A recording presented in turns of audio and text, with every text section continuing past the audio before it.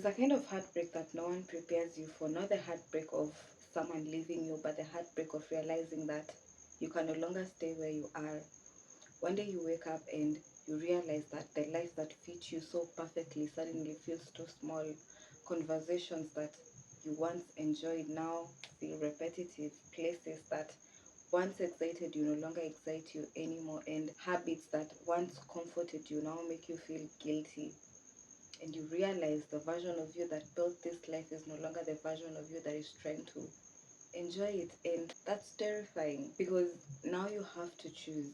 Do you stay loyal to who you've been, or do you betray the familiar and become the person that this chapter of your life requires you to be? I find that when people talk about growth or becoming, they treat it like an upgrade, like it's downloading a new version of yourself. But growth is not an addition, it's a subtraction.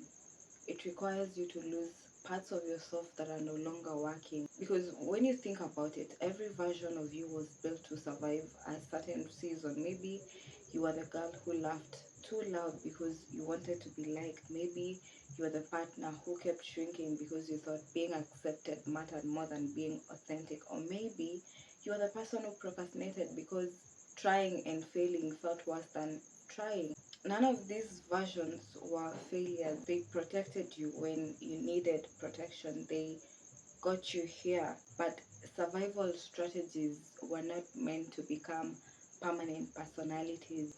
At some point, that armor starts becoming heavy. So you either let it go or it drags you down. But you'll find that letting go isn't as easy as it sounds. Psychologists talk about identity as something that our brain fights to protect. This is your life. Even when it's miserable, your brain prefers the familiar chaos over the unknown. That's why people stay in relationships that destroy them. They stay in cities that suffocate them. They stay in jobs that drain them. That's why you're still holding on to that habit, even when you know that it's destroying you. Not because you're weak, not because you lack discipline, but because familiarity feels like safety. Your brain would rather experience the unpredictable happiness than uncertain possibility.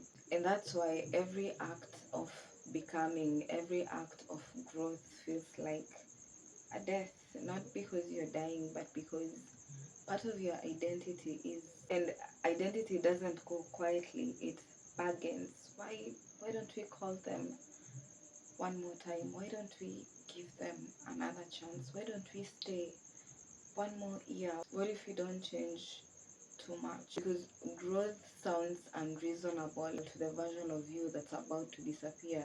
And you'll find that there's a strange loneliness that exists between the person that you are and the person that you are becoming. You're too different to go back, but still too new to feel at home. Old friends don't understand you anymore. Old routines don't satisfy you, and the new life hasn't fully arrived. So you're standing on a bridge, looking behind, looking forward, belonging nowhere, and it's uncomfortable because transformation doesn't always happen when everything feels certain. Transformation, real transformation, happens when everything familiar has disappeared.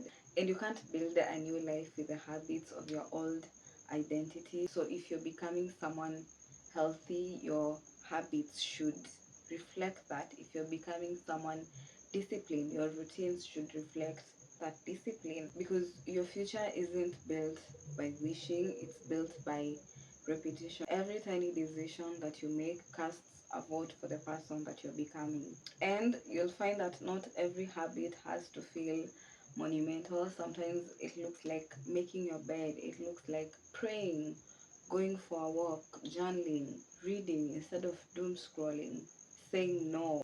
Small choices that, when repeated enough times, become an identity. And personally, I have found that the hardest part of becoming is not knowing what you're going to find, not knowing what is waiting for you. You leave old friendships, you leave old jobs, you leave old places, not knowing what you're going to meet. And that's where faith comes in, whether you call it God, whether you call it universe or simply life. It requires you to trust without evidence, because you don't receive the bridge before making the step. You make the step, then discover that the bridge was there all along. And when you feel like you can't do it, when you feel like you lack that faith, you just need to look back at your life and see all the moments that you thought that your life was ending, when that relationship ended, when that job ended, when you moved from your old place.